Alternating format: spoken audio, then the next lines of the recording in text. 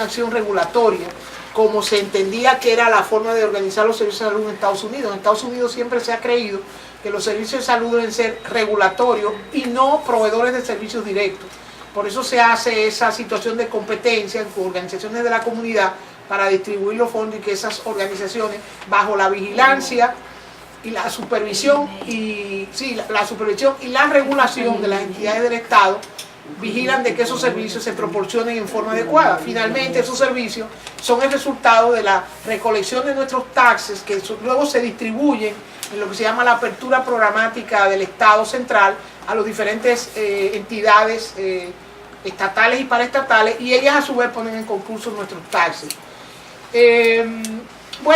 Una de las cosas que siempre se han quejado las personas que prestan servicio directamente es que en la mayoría de las ocasiones los recursos se colocan o se hace allocation, como dicen en inglés, muchas veces en programas que tienen carácter políticos y no para carácter realmente de necesidades de la población.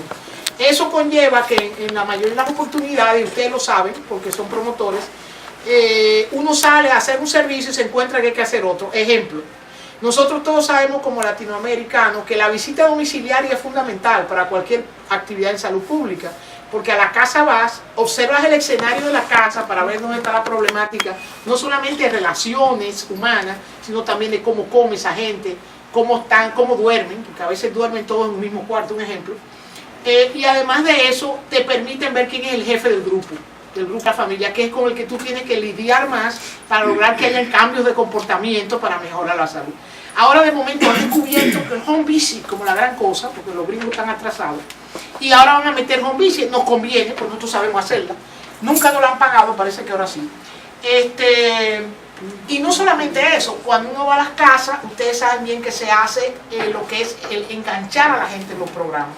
Nosotros los latinos, a diferencia de los negros que les pagan a la gente para que se registren en los programas, vamos a las casas, identificamos las personas que necesitan Evidence-Based Program y las traemos de la mano al programa.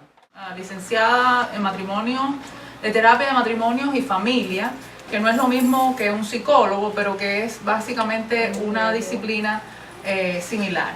Entonces, lo que yo he tratado de hacer en el día de hoy, y como esta es la primera vez que lo hago, posiblemente después de aquí, veo que la doctora no me quiere el año que viene, está haciendo una grabación para que yo no tenga que venir. Tú sabes, pero básicamente lo que he estado tratando de hacer un poco es, yo me doy cuenta, a mí la psicología me fascina, y me fascina saber cuál es la diferencia entre lo que es normal y lo que es anormal. Y cuando uno habla con la gente común, tú sabes, con la gente que no tiene una preparación en salud mental, uno se da cuenta que hay una serie de concepciones que son muy erróneas acerca de conceptos psicológicos, que por supuesto son mitos que se pasan de boca en boca, que la gente habla y que realmente no tienen un basamento científico. Yo creo que lo que he tratado de hacer es tratar de poner en esta presentación básicamente las cosas más comunes con las que ustedes se pueden encontrar en la comunidad. Y esta presentación, para que ustedes tengan una idea, mire, este es el manual de enfermedades psiquiátricas en los Estados Unidos. Yo estudié por el de la Organización Mundial de la Salud en Cuba, pero este es el manual que se utiliza en los Estados Unidos. Y esto es letra chiquita.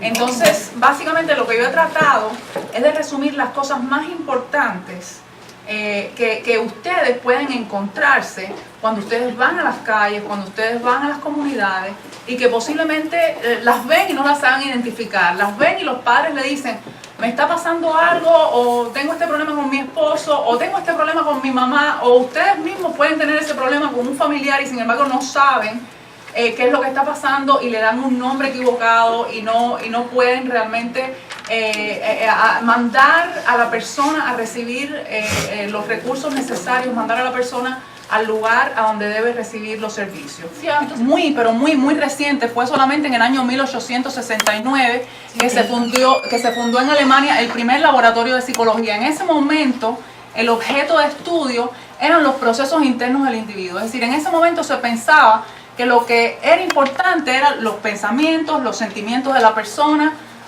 no necesariamente la conducta. Entonces, Otras figuras importantes, además de Wundt, fueron Pavlov, Freud, Piaget.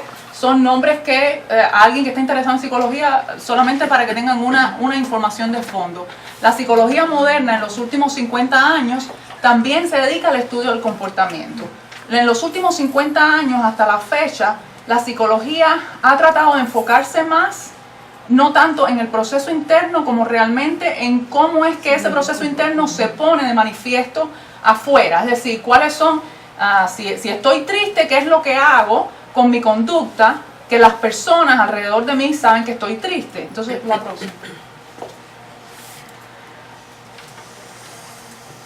Las orientaciones fundamentales y las perspectivas en la psicología son la biológica. Esto realmente lo puse como background y para que la doctora lo tenga para material, pero realmente no es tan importante para ustedes. Son diferentes orientaciones de cómo aproximarse al objeto de estudio. El objeto de estudio en este caso es el ser humano.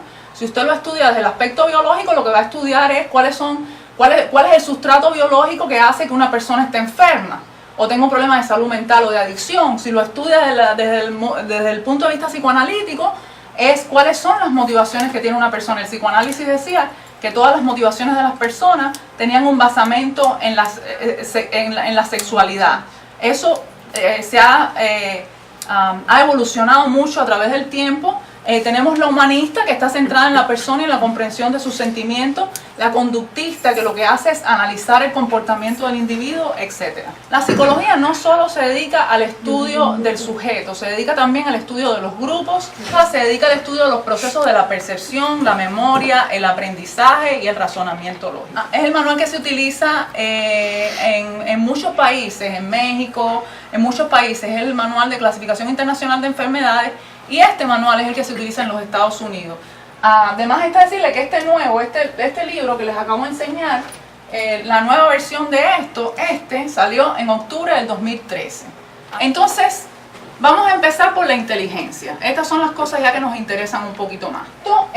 Esta es la norma. La norma significa, es lo que es más común, es el lugar de la curva donde está mayor cantidad de población. Entonces, hay una población que cae por debajo de esto, es decir, que funciona por debajo de la normalidad, y hay una población que funciona por encima de la normalidad. Es decir, si yo digo que esta es la norma, que esto es 100, todo lo que está por debajo de 100 es subnormal, y todo lo que está por encima de 100 es subnormal. Y aquí tienen los genios. Y aquí tienes el retraso mental, ¿ok? Estamos diciendo que el averaje de la población en inteligencia y en cualquier otra cosa, básicamente que usted mida, cae aquí, en esta parte de la curva, donde mayor cantidad de personas caen. Es decir, no estamos diciendo que una persona que tenga un coeficiente de inteligencia, vamos a suponer Einstein, que fue un tremendo genio, un gran científico, tenía un coeficiente de inteligencia creo que de 160, si no estoy los 150 y algo, si no estoy equivocada. Yo no voy a decir a Einstein, nadie dice Einstein era anormal, pero Einstein, de acuerdo a esto, era normal, porque no hay muchas personas que caen en esa parte de la gráfica. El funcionamiento intelectual que es significativamente inferior a la media, a esta población que estábamos aquí en el momento presente, que está ligado a limitaciones académicas y laborales, que está mezclado con limitaciones de la comunicación, con limitaciones del autocuidado, de la vida en el hogar, de las actividades, de las habilidades sociales, de la utilización de los recursos, de la autodirección,